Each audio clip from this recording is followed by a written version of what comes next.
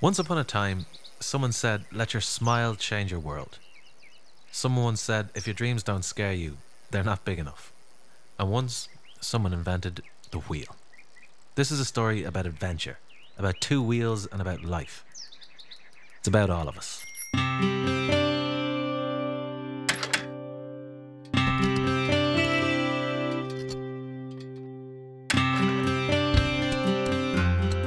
I wanted to be a gypsy, I wanted to be like a dog on the street or something like this. Every day to fight, to experience something new, not plan something.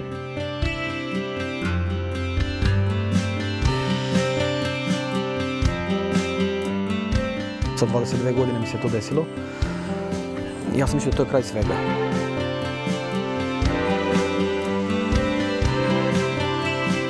Kad sam bio mali u osnovnoj školi imao sam velike probleme, imao sam astmu, trebao sam dosta puno lekova, imao sam par puta teške epizode. And we made a funeral of cycling in Banja Luka.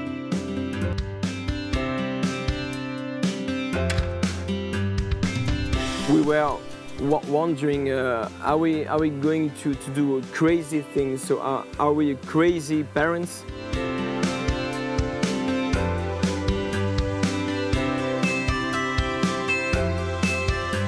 If it weren't for that small step of freedom I had, none of this would be possible. I wouldn't have the knowledge that everything is possible.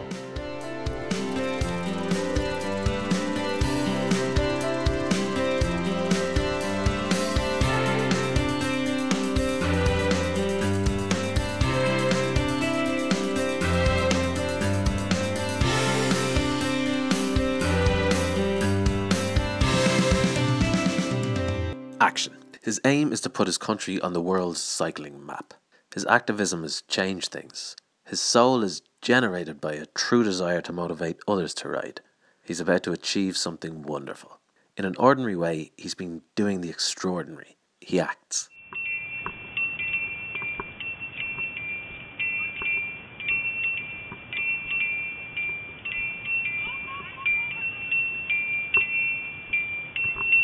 We made a funeral of cycling in Banja Luka because this was the reason, and was the way how we want to show our municipality that they are killing the cycling in Banja Luka. Immediately we made a group of Leave My Bike Alone. So after that, all along Bosnia and Herzegovina, in news, in media, in newspapers and portals, web portals, we had this information as a top. And this was amazing thing because, how you dare to, make a fun about, the normal funeral, and you actually, you don't have anything in the coffin, and people were also angry on the fact that we made a funeral, real funeral, on this position. And we had a lot of candles under this sign.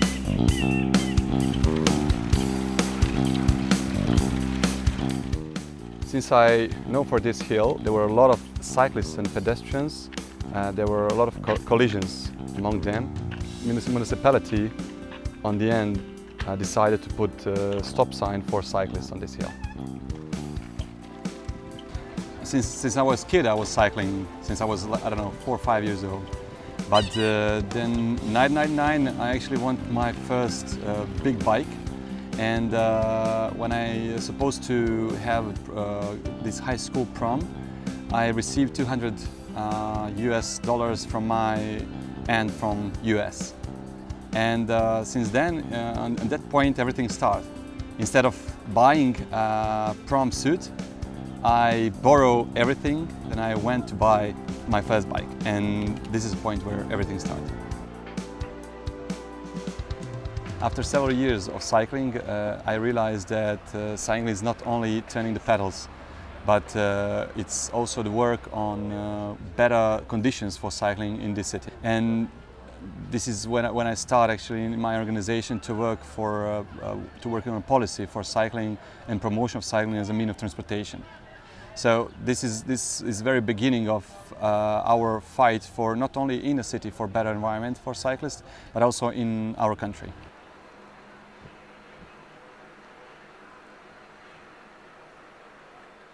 Stavi zadovoljstvo među svoje noge. It means, in English, put the fun between your legs. It's something that we want to actually call people and motivate people to cycle more.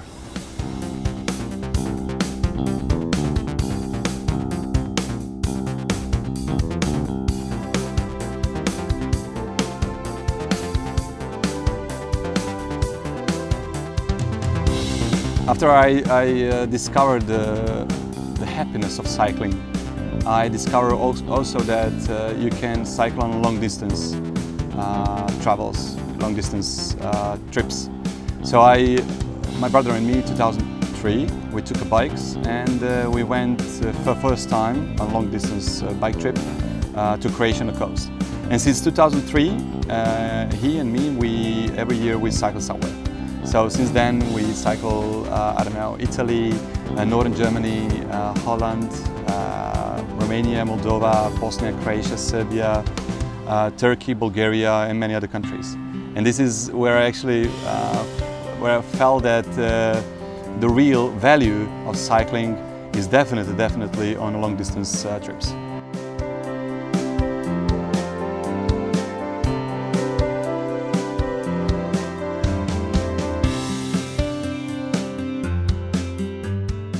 I always ask my friends, have you ever tried how it felt rain after the few days of sun?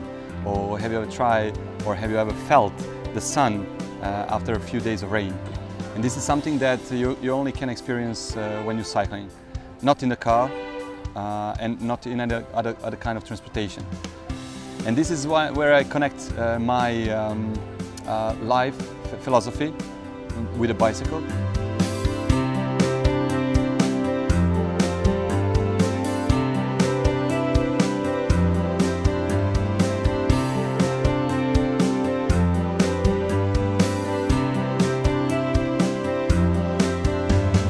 Last 5 years I'm working on a promotion of the cycle tourism and promotion of the mountain biking in the nature. As Bosnia and Herzegovina and Banja Luka surroundings is really perfect in country, in the city for mountain biking, and is one of the top 10 countries for undiscovered countries for mountain biking, because I want more people, more foreigners to discover our country and to see what is all beautiful with our country on a bicycle, definitely. Cycling is a perfect way how you can observe the world around you, because it's a perfect speed. It's not too fast, it's not too slow, and you are, let me say, open to the world. You are not covered in some metal can. It's not metal around you or glass, but you are, you're open to people, you're open to the nature, and you can feel everything around you. This is how I call actually the speed of life, speed of human eyesight is cycling. This is what I feel when I'm cycling, and because it's the perfect way how to observe the world around you, how to observe the people's faces, the smile, the problems. It's the way how to see the city from different perspective. So this is something that I'm always trying to explain to people. Take a bike, take a ride, 15-20 minutes, and then you will see that all around you have different view.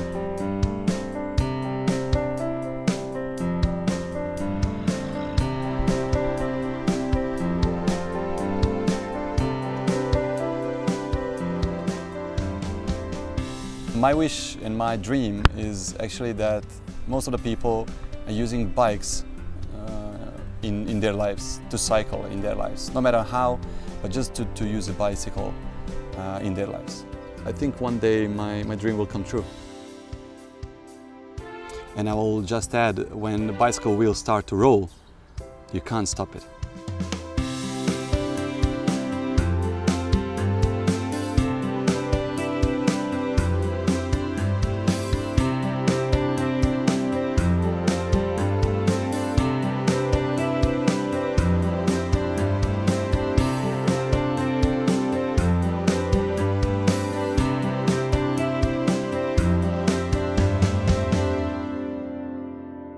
What he has, what he wears on his sleeve, is a true desire to challenge limits. His goals require phenomenal effort, and his hunger drives him to the very boundaries of possibility.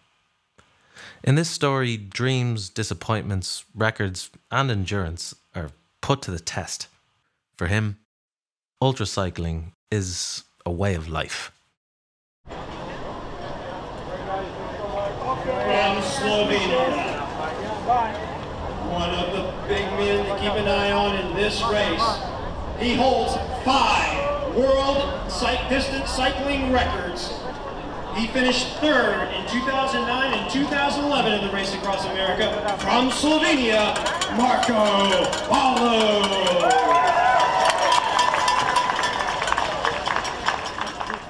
Pa kao klinac bio sam dosta bolestan, imao sam astmu i prvo počeo sam sa gimnastikom, to je bila želja mog oca. Ja sam to baš mrzio, sam bio dosta, nisam baš spretan, tako da kažem. I tako da sam se tamo mučio jednu slabu godinu. Onda sam išao na fudbal pa na karate.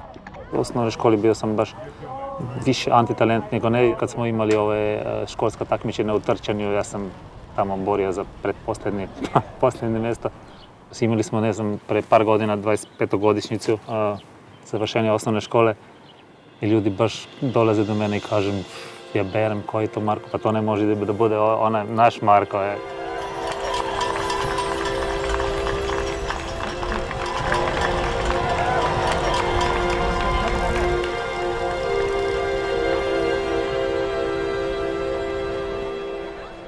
Krajem srednje škole ja sam ovako malo gledao Tour de France, ovo bio i novi Le Monti Finoni, ovi pasovi, i onda malo sam ovo pratio i kažem jednom prijatelju, ja bi možda išao da vozim, da probamo trke to. Šta mi nisi rekao, ja to već 2 godine razmišljam onda.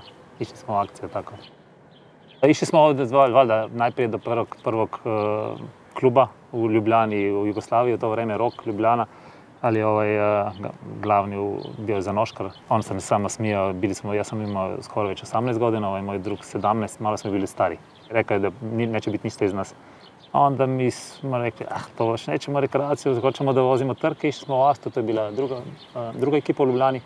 Mislim da već posle par godina bilo žao za noškar što nas nije uzeo, jer smo počeli da pobeđujemo ovako bila. Bilo je super onda gledati njegovu facu, znaš. Ovi me rasturaju sad što sam im rekao da neće biti ništa iz njih.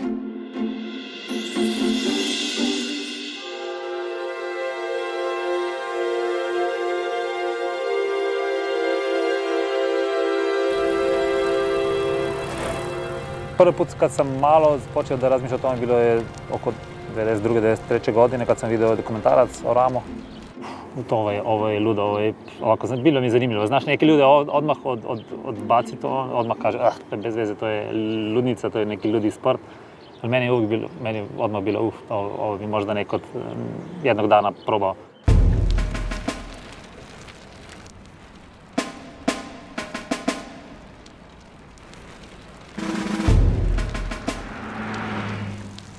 To je 5000 km duga trka od zapadne do istočne obale Sjedinjenih Američkih Država. Poanta je u tome da se stoprica štarta na početku i ne ostavi se za ništa. Go Marko! Go Marko! Ja sam počeo baviti se ultrabiciklizmom baš zbog Rama. Prva želja, prvi cilj ti je da dođeš na cilj. Imaš 12 dana vremena, a to znači 400 i nešto kilometara na dan treba napraviš.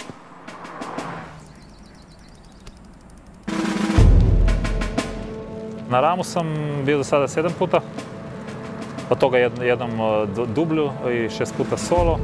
Prva 2 puta 2003 i 2005 sam odustao. Prvi put je bilo dosta opasno, imao sam krvni stvrdak u plućima, tako da nisam baš tada ni znao kako je bilo opasno, ali dobro. Drugi put je bilo upala pluća, onda treći put sam došao na cilj i rekao sam to je to, sad sam napravio što sam želeo i onda jednu godinu sam uspeo da ne idem. A onda već me počelo polako onako negdje pozadi šta bi bilo da bi ovo popravio, pa da bi ovo, pa možda bi bio bliže. Bio sam drugi na ovom prvom Ramu.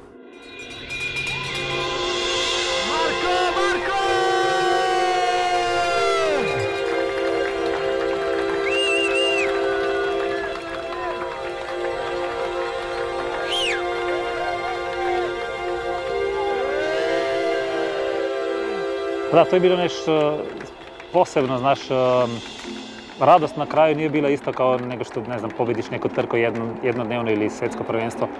Nije bilo ovog krika radosti, znaš. Nekako sam znao već prije 200 km prije cilja, već sam znao da ne mogu pobediti jer je bio, mislim, 10 sati, možda 8 sati ispred mene, ovaj koji je vodio, a onaj iza mene je bio još, mislim, 10 ili pola dana možda iza mene. Tako da nekako bilo jasno da ću biti drugi i već sam tu na drumu, znaš, sam kod sebe kad sam počeo da razmišljam o tome, već su tekle mi ove suze i to radosti. A kad sam došao na cilj, to je neki, znaš, ovako antiklimaks, to kažem zbog toga jer bilo kraj jednog razdoblja. Ja sam trebao 6 godina od dana kad sam postavio kvalifikaciju, to je bila 2000. godine, 2006. sam završio, prvi put završio RAM. To je bilo 6 godina priprema i stalno, znaš, ram i onda vidiš da to je sad kraj, sad neće, i onda nekako prazno, sve je prazno, čini ti se da si negde na kraju puta, ne znam, pred tobom je ova provala, ne znaš. Meni je glavni cilj, ono što želiš je da odvoziš svoju najbolju trku, znaš, da si on na kraju možeš da kažeš to je bio moj maksimum i onda više verovatno nemaš neku želju. Obično pitaju ljudi šta je važnije, glava ili noge, znaš. Ja kažem da su to 3 stvari, znaš. Isto noge, onda glava i ekipa. Mislim da možeš da kažeš trećinu za svaku stvar. Jer bez dobre ekipe nećeš doći ni do granice sa Arizonom, to je 200 km.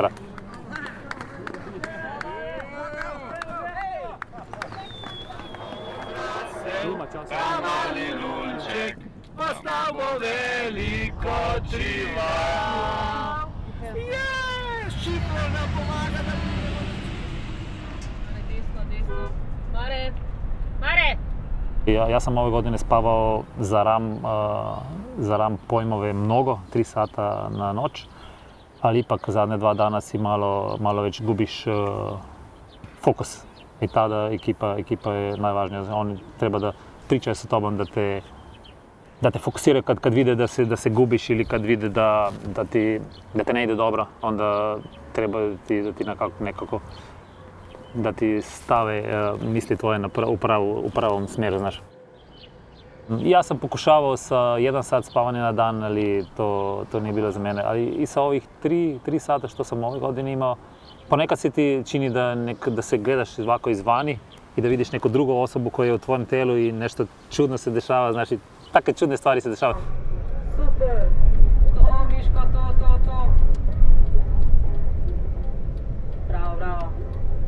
Svaki koji je jednom završio RAM, mislim da nema nekih prepreka u životu koje bi mu bile, jer teže stvari od rama teško ćeš da nađeš, znaš. Ako si imao volju i ako si mogao to da se zorganizuješ, da je odvoziš, onda nema prepreka u životu koje će te ustaviti. 9 days, 10 hours, 17 minutes, Marco Ballo. Još uvijek nisam ostvario svoj san da pobedim na ramu i zbog toga sve ovi veliki rezultati, dobri rezultati, svetski rekordi, to su meni sve bili nekog stepenice do glavnog cilja.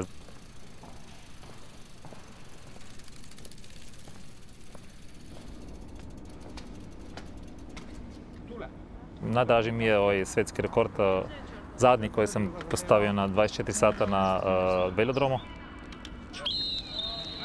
Bilo je zaista teško jer cilj je bio ne samo popraviti rekord, nego preći 900 km, ali tada nisam bio siguran ako će mi uspjeti, znao sam da sam dobro pripremljen, ali nikad ne možeš da kažeš 24 sata može da se desi svašta. To u istom danu sam oborio još usput nekako rekord na 200 milja, svetski rekord na 200 milja, svetski rekord na 12 sati, onda 24 sata, a posle toga sam još produžio i napravio još 1000 km. Tako da su bile 4 svetska rekorda u jednom.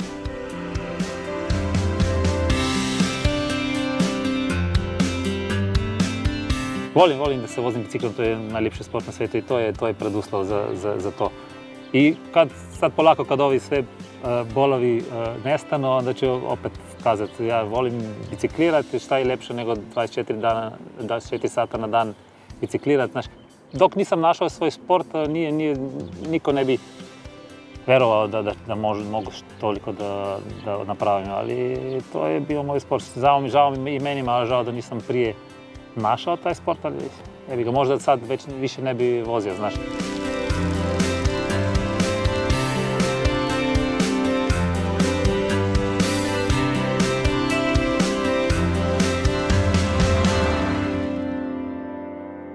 Life is short, and what matters is change. Deep and permanent change, with no excuses. For some, the call to explore can be insistent, a tingling itch in the back of the mind that convinced him to set sail. Go.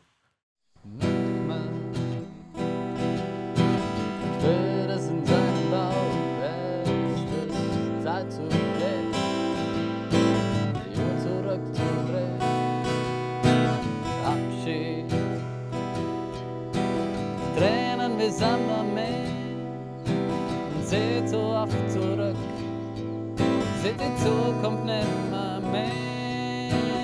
Oh, it's time to go, too late to say goodbye. Oh, it's time to go, it's time to fly. I wanted to be a gypsy, I wanted to be like a dog on the street or something like this.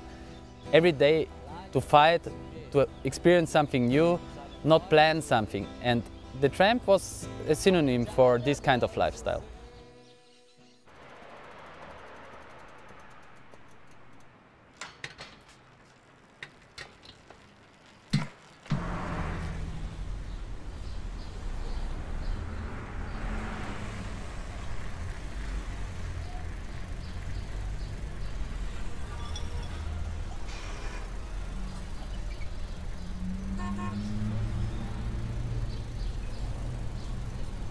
Before, I was working in an advertising agency, but once after 5 years of working there, I said, okay, I want to do something different and I wanted to travel. Difficult was to say, I'm doing it, to go to your boss, to go in the office and say, I'm quitting the job. And he said, why? Do you don't like it? I said, no, I don't want to say that I don't like it, but I want to do something different. And that's really difficult. This is a difficult part to say to society, I'm doing something abnormal.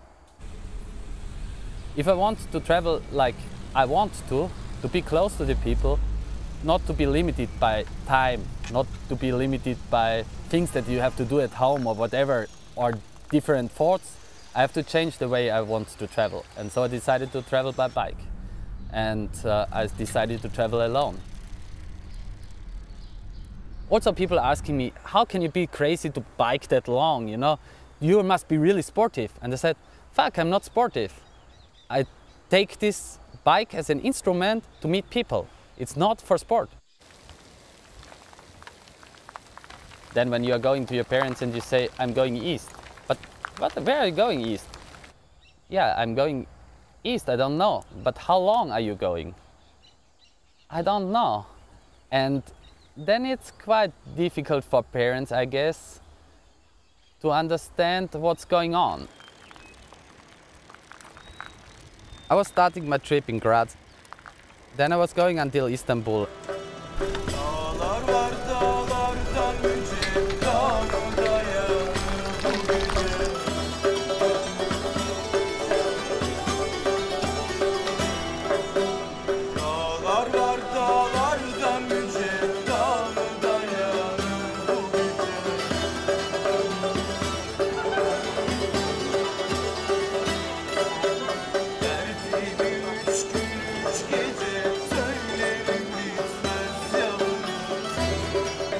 And in Istanbul, it's like a part of bike travelers where more than one are meeting. And I wanted to go along the Black Sea coast, and this Czech guy wanted to go to Syria. But as I had no fixed route, I said, yeah, let's go together to Ankara, and then I still can turn left and you can turn right to Syria, and I can still go to the Black Sea, so it's not a big problem.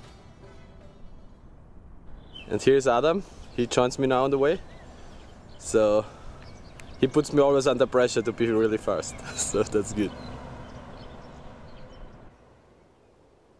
But then we arrived in Ankara and we had a good time so far, and it was like every day amazing, like camping, having barbecue in the evening, enjoying the landscape and the people.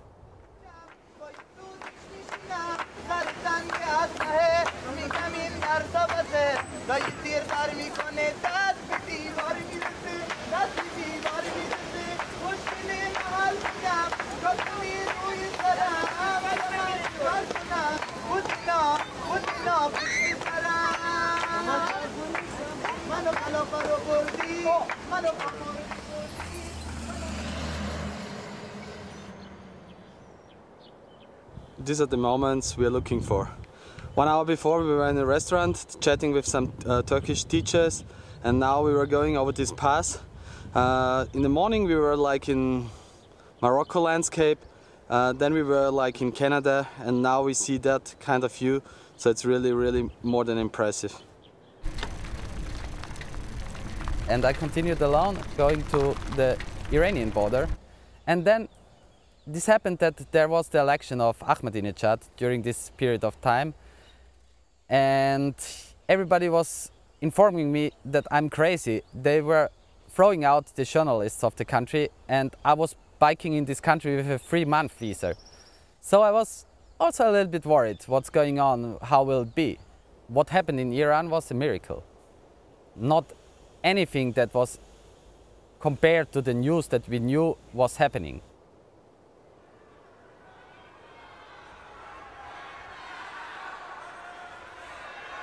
It's an awesome view. Iran is a wonderful country. It's unbelievable that there are riots in Tehran, and we are here on this mountain looking down, having a great time, just enjoying nature and having really a brilliant time. Out of 50 days, we were invited 40 days at people's home. It's like this in Iran. You're stopping and people are stopping. When you go through the desert in Iran, people are stopping and asking you for water. I was going through the desert with 2 liters of water. I was drinking 7, but I didn't need more. I knew that a car will pass, will stop and give me water. That's Iran for me.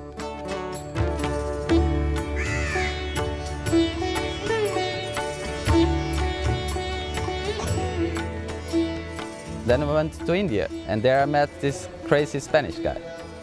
It was in Agra, in the middle of India, and I was walking down the village, and suddenly someone came out of a small shop, and he was shouting, "Hey, biker, biker!" And he couldn't speak English, and I couldn't speak Spanish, so it was difficult to communicate. But in the end, it ended up that we were biking together for 2 months, and we had amazing time. Okay, we couldn't speak a lot, but overall it was just a great time, and he was a great person.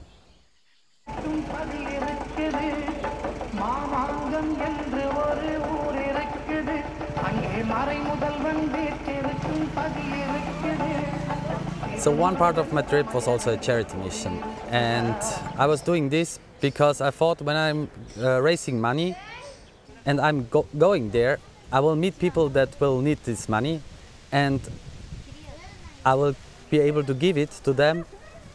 And then I heard from this orphanage, and yeah, I said, why not? Let's go to this orphanage. Some people told me it's an orphanage run by a Sri Lankan person. I said, no, I don't know. Can I trust these people? But I said, yeah, I mean, I'm going there. I don't tell that I have money, and I look like a beggar. Let's see how they treat me there. And then I was going there to this orphanage. And what I experienced there was a miracle. The old guy could lie to me, but 100 children cannot lie to me. And I really felt that's the right place.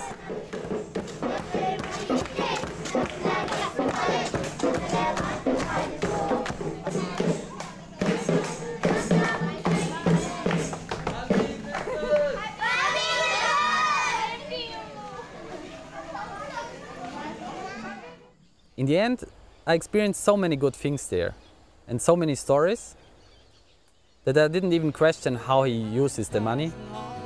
I just gave it to him. Oh, it is time to go, to learn to say goodbye. Oh, it's time to go, it's time to fly. traveling is not the amount of kilometers you're doing. Traveling is not the amount of how many mountains you're climbing. Traveling is not the amount of pictures you're making, and traveling is not the amount of churches that you were seeing, not the amount of mosques that you were going in. Traveling is collecting stories. Traveling is of gaining experiences. And to gain experiences, for me, traveling is to speak to people.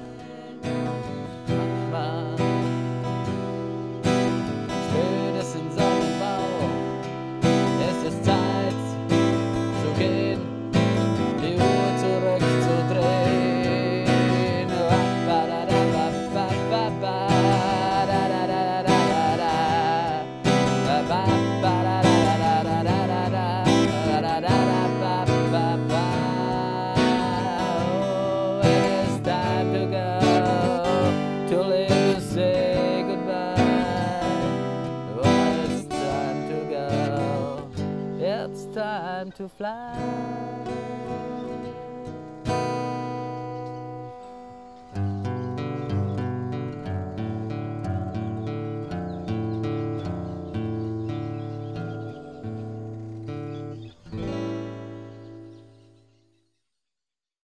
The only time for bravery is when you're scared of something. That's how obstacles are broken. In order to achieve, we have to believe that we can. A part of himself, a little voice inside, always believed that. A voice of passion and of courage that pushed him to throw off the bowlines, hit the road. Everyone in life has certain obstacles. They want to overcome certain fears. I wanted to overcome mine. So that was to fulfill my long dream to travel. I waited for years. I think I was planning so many things, but this was the first concrete one. And it was the beginning of my adventures. The idea was to cycle to Istanbul, that's what I told my parents. But even then, when I was showing them the map, I knew that I was going to come to Istanbul quite fast, in 1 month. So during the trip, I just told my parents I'm going further. And then I reorganized everything and replanned, so decided to go to Damascus, the capital of Syria.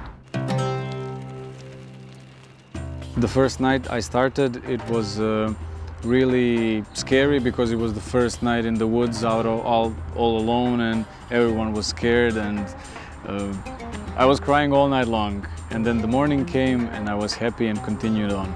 My wish was to meet a lot of people, so even though I was traveling alone, I didn't want to be alone all the time. I wanted to meet people.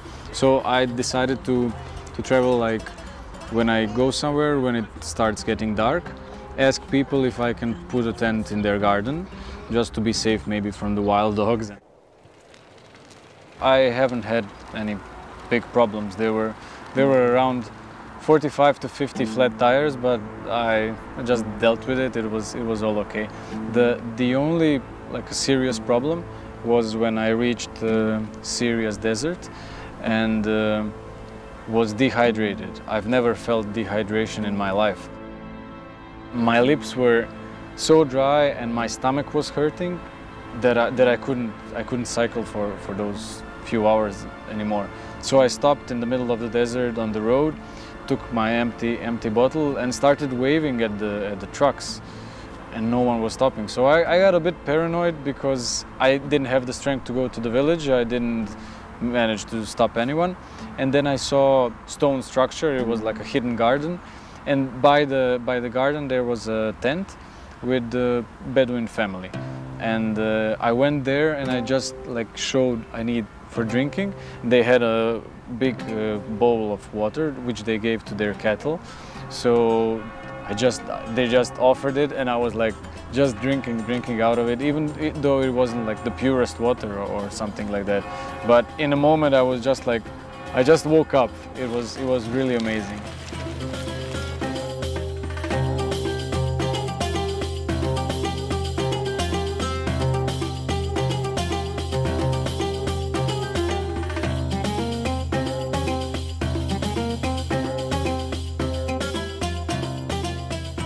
From the very start, there was a big wish to meet the Bedouins in the desert, to meet the nomadic families. I've met the Bedouins on temperatures like 50 degrees Celsius, plus 50, extremely hot.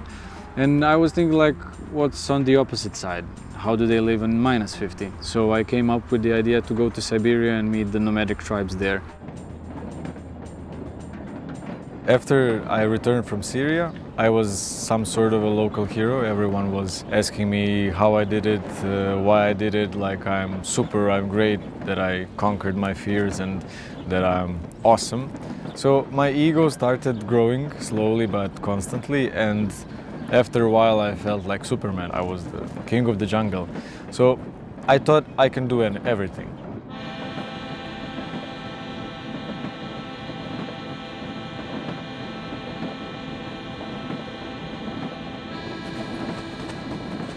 The next trip was Russia, northeastern Siberia, and the plan was to travel a bit by Trans-Siberian Railroad, go to Baikal Lake, cross it by foot, and then hitchhike and travel further northeast to Yakutsk and then further north to find the nomadic tribes. I went to the shore of Baikal Lake and decided, yeah, I can do it, it's frozen. It won't break, I can cross it, it's not far, 50 kilometers, I can do it in one day. One strange thing happened, that the girl at a shop on the shore, she was shocked. She said, "Don't do it, you're crazy, why are you doing this?" She explained to me that the Baikal Lake is a place where two tectonic plates are touching each other, and there are more than 2,000 earthquakes a year, so that means every day there are a few earthquakes. But I said, no, I can do it. It's all okay. I traveled to Syria by bike. I can do whatever I can. Luck will follow me.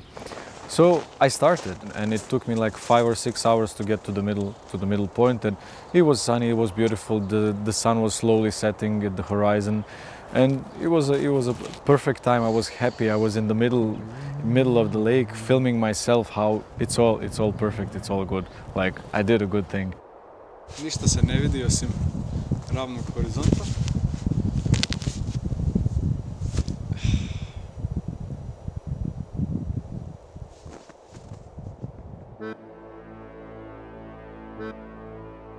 And then everything changed. The first snowstorm hit me, and it's something that I could never imagine. I saw it in movies. Like there is nothing, when you turn on your headlamp, you see nothing. You just see white particles. You don't see anything. It's like so dense. And when you turn it off, all you can see is like the top of the sandstorm and a few stars over your head, and it's blowing like extremely strong.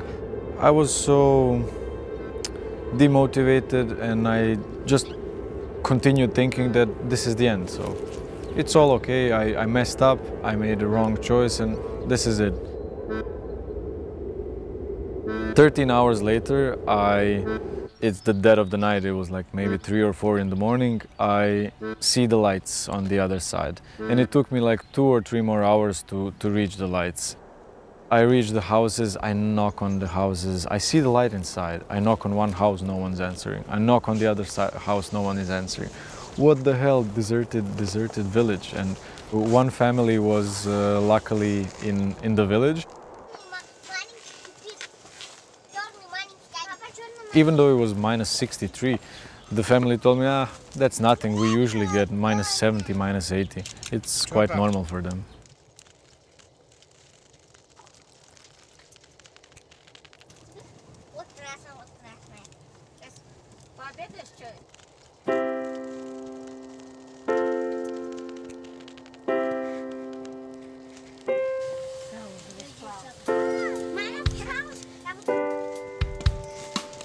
I mean, when I say everything is possible, it sounds like a huge cliche, but it actually is. And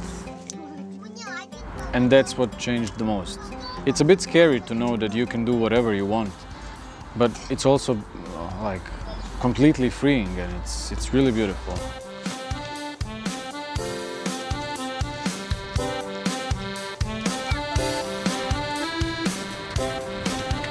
The cycling trip started it all. If it weren't for that like small step of freedom I had, none of this would be possible. I wouldn't have the knowledge that everything is possible. I wouldn't know that I can do whatever I wish for. I have to work hard, but I can do it.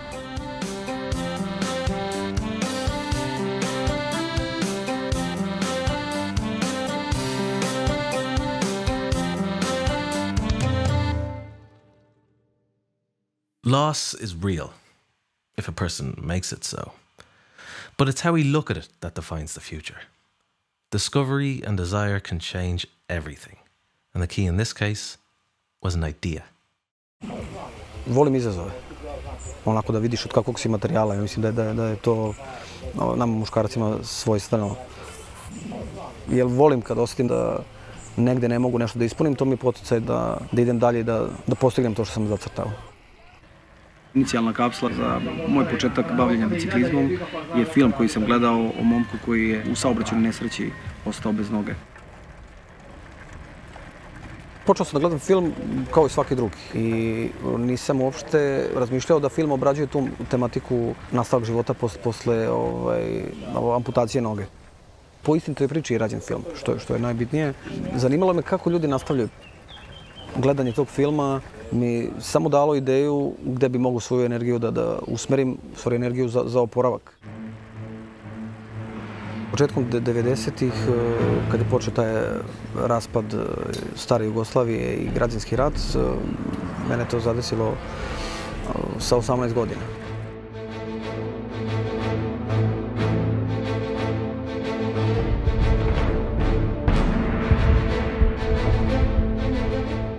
U nekom minskom polju je prijatelj jedan išao iza mene, zakačio za neku poteznu minu koja je bila bliže meni nego njemu.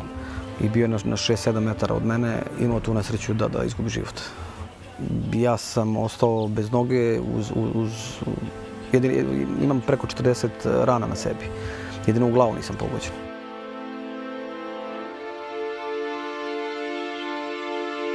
Ja sam mislio da to je kraj svega. Bavio sam se sportom, bio fizički spreman, kako bi to rekli u žargonu, na mesec bi se popeo. I na jednom ovisiš o drugom i neke elementarne stvari ne možeš sam. Imao sam dosta dugo problem da se rešim kompleksa i u stvari da vidiš da to može da se funkcioniše i dalje. Hendikep je u glavi. Tako da ako najbitnije je da ti u glavi kad shvatiš da treba da živiš dalje s tim, ti si 50% toga rešio.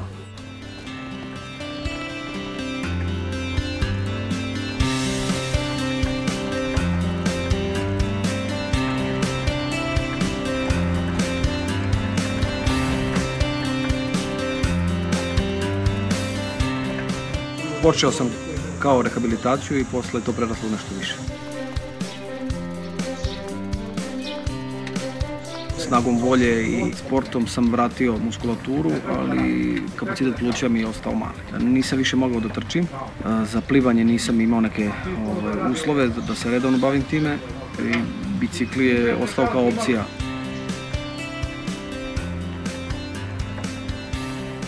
Sa 22 sam ranjen, a bicikla sam otkrio 3 godine posle. Recimo sa nekih 25 sam počeo da vozim. U početku je bilo malo straha oko ravnoteže, da me ne ponese na drugu stranu na kojoj nemam nogu. Međutim, uspeo sam da nekih 300 metara u jednom pravcu da odem i da se vratim i video sam da to može. Jedini problem bio brzo reagovanje, pošto istom nogom i guram i vučem pedalu. Bicikli je značajnu ulogu odigrao u mojoj rehabilitaciji. Posle bolnice nisam nikad uzeo neki lek protiv bolova ili neki antidepresiv. Nema potrebe za tim, znači to je sport odradio sve. I uvek u životu kad mi je bilo teško, sport mi je pomogao. Porodicu ja ne mogu da iznenadim. Od mene mogu da očekuju svašta. ali s obzirom da živim u tako jednoj relativno maloj konzervativnoj sredini, ljudi su išli toliko daleko da su u vreme u koje su znali da vozim bicikl izlazili i gledali ili su čak zvali ukućane da evo nailazi onaj što vozi bicikli jednom nogom. I ja sam svestan da sam ekscentričan i da to nije svakodnevna pojava, no međutim u početku mi je to strašno smetalo što ljudi ne znaju onako diskretno da odmere, nego gledaju te kao u cirkus i to mi je užasno smetalo u startu.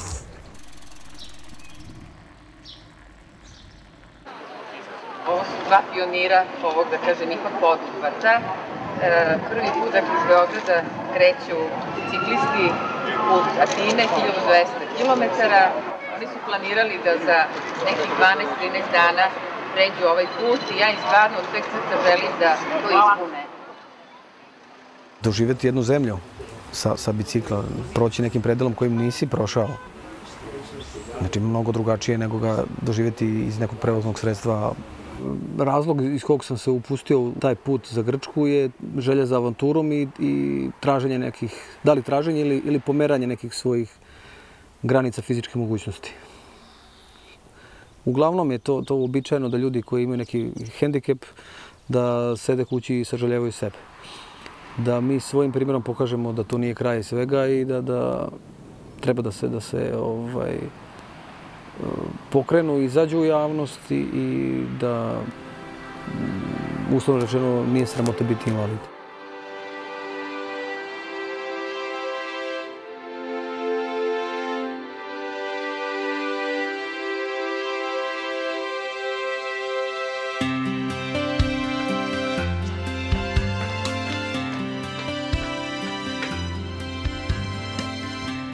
Sad, onako 10 godina sam stariji, imam porodicu, klince.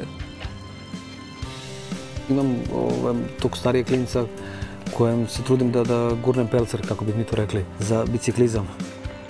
A ujedno i vreme da što više vremena provodimo zajedno.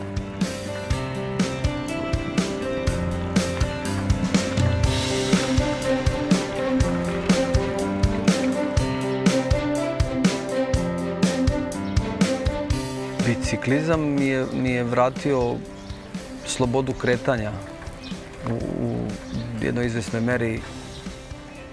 Kroz neke moje životne probleme me vodio moto da nije bitno kakve karte imaš u životu, nego kako odigraš s njima. Sa dobrim kartama svako može da pruži dobru partiju. Uz taj moto sam i počeo da vozim bajke.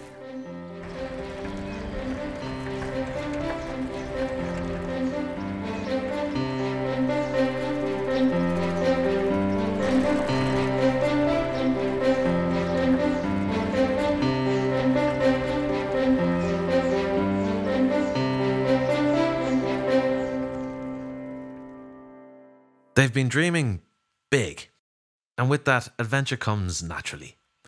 The road less travelled has made all the difference to a friendship that converts dreams to reality. For two French families, together is a wonderful place to be, and family is the root of every step forward. Plus qu'amis, parce qu'on s'est retrouvés sur un bateau de fret qui accostait en pleine nuit sur une des îles de l'archipel et il a heurté le récif. Et il y a une pile d'affaires qui est tombée sur Jean-Guy et Caro. Et nous, quand on s'est réveillés, putain, on les voyait plus. À la place où ils s'étaient installés pour dormir, il y avait un tas de riz, de bouteilles, de n'importe quoi. Et là, on a vu la jambe de Caroline qui sortait et on s'est dit...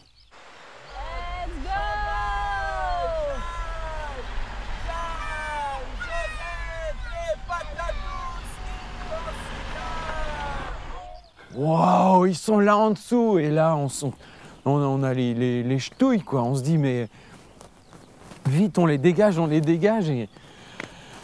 Et quand on les tire de là et que tout le monde est sain et sauf, tu te tombes dans les bras et Tu dis, ah ouais. Here we are! Here we are coming! Woo, attention, prends de l'élan! Secours!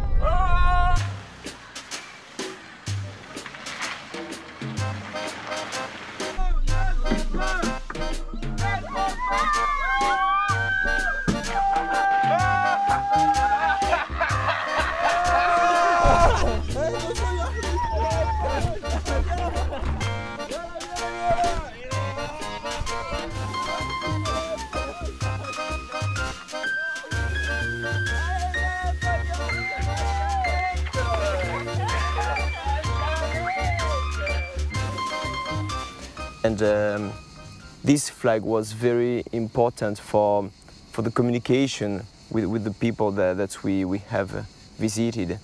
So we were just using it to introduce ourselves, like Chantal and Jacques, their two kids, Jeanne and Joseph, and our family, Caroline, myself, Celia and Clément. And it was very easy to explain them, okay, we are traveling by bicycle, you can see us. And here, where we come from France.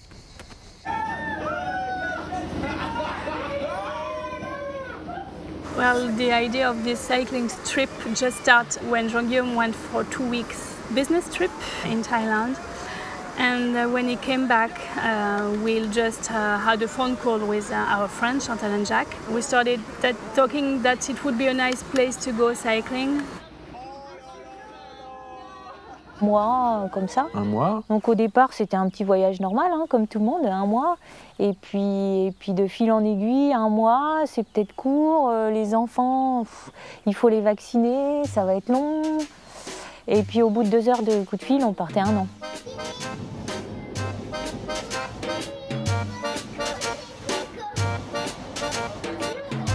Et l'avantage de discuter avec un autre couple, c'est de se dire, finalement, ok, on part 1 an, on en blague, mais qu'est-ce qui vous retient, vous, si on part 1 an, hein?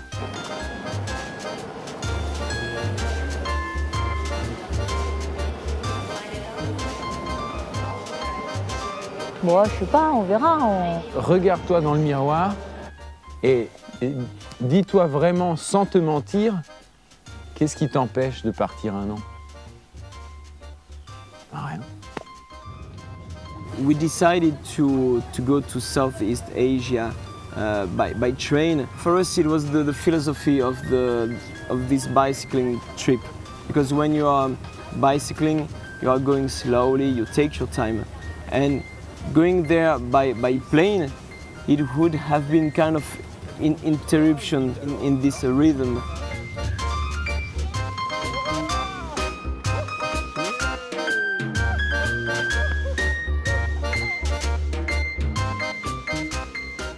After this year of preparation, which was interesting, but now it is the real go. It is the beginning of this dream that is going to be converted into reality. The reality is starting, the reality of the trip is starting.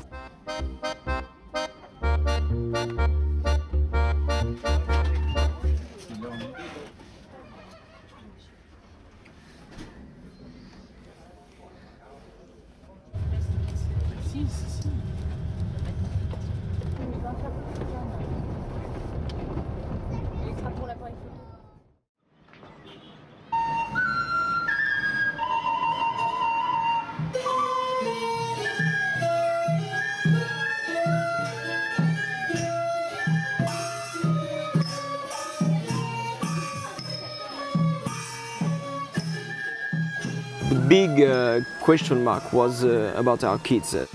Traveling for 1 year with our kids, and in fact we were wondering, but is it normal to do that as parents? Are we going to do a crazy thing? So are we crazy parents?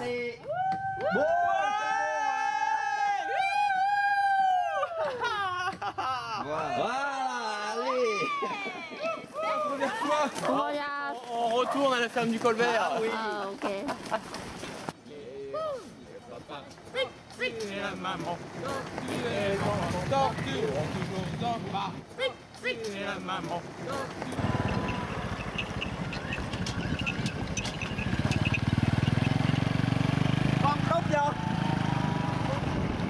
Fini.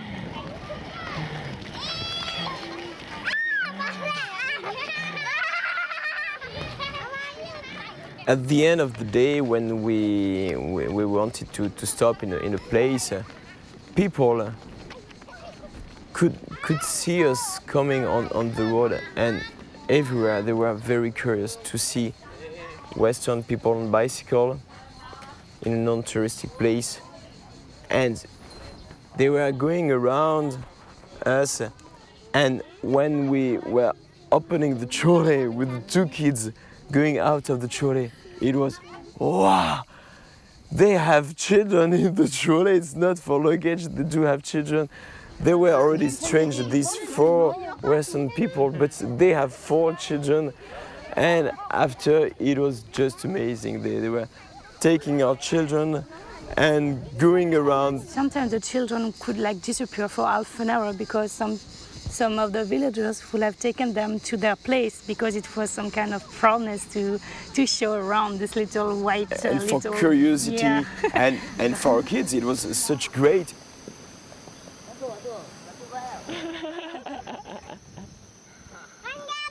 Oh les enfants!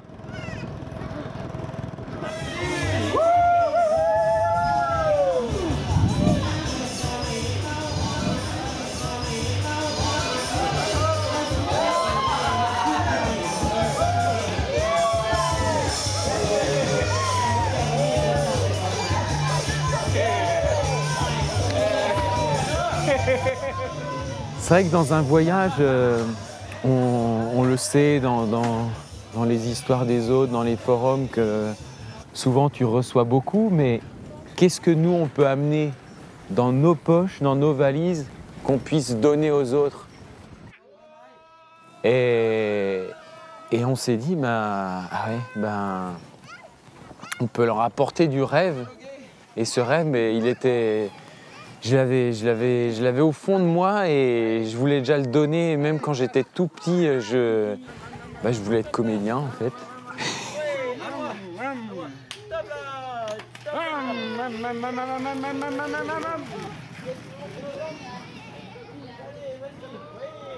Once Jacques was calling me and he told me, you know what, my friend? My big dream from I'm kid. Since I'm a kid. Since I'm a kid, I want to be a clown. Et je me suis dit, tiens, ce voyage, c'est l'occasion de réveiller le clown qui sommeille en moi.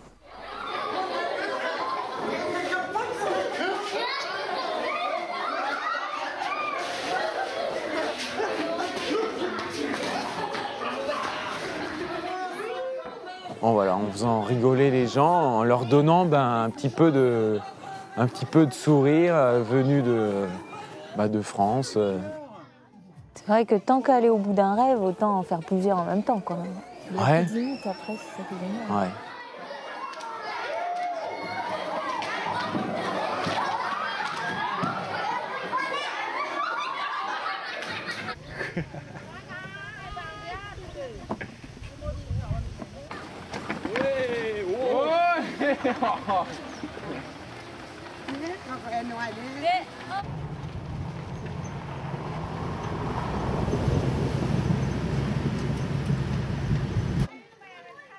On était tout le temps dans les zones reculées et dans les villages. Ce qu'on voulait, c'était pas voir des endroits ou des grands monuments ou autres, même si effectivement les grands Bouddhas, ça nous a tous intéressés, ça a charmé les enfants.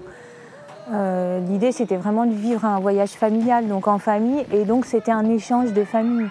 Et donc forcément avec d'autres familles et d'autres enfants pour voir que l'échange et la différence, il n'y en avait pas en fait. On vivait pareil, on avait des notions communes et des valeurs communes, quoi.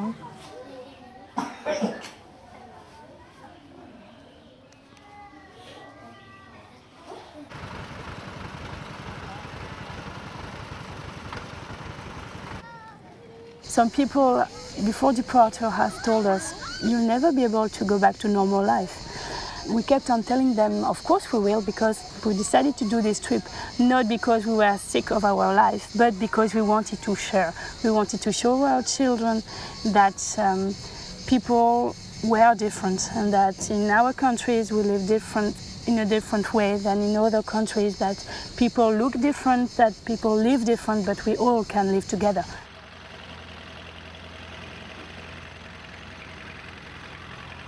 We really wanted to put our kids in the middle of the trip. We can only give two things to our kids: roots and wings. Roots to know where they are coming from, to know their culture. And wings to go to discover other culture in order to enrich our own culture.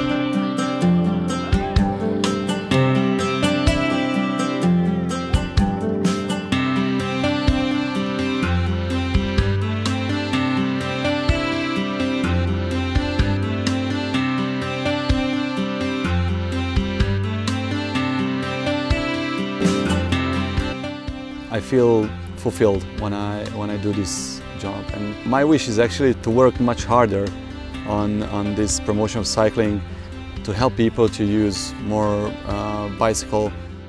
Želeo bi da još jednom probam na rami. Siguran sam da nisam još pokazao svoju najbolju vožnju. 3 years ago I started cycling, and it was the beginning of my adventures. For 3 years now I've been traveling around the globe. In these kinds of moments, you're knocking on a door, the door opens you, and you have a special moment, you know? This can just happen with the bike. Sloboda, znači osjećaj slobode. Gotovo posle svega što sam prošao, s tim biciklom sam se tako srodio da postali smo jedno. C'était un vrai rêve, mais c'était une bulle de beau, quoi, d'émotions, de temps à passer avec les enfants, du calme, du silence, du temps pour nous aussi, les grands, de discuter, de prendre le temps de vivre, de rencontrer d'autres gens.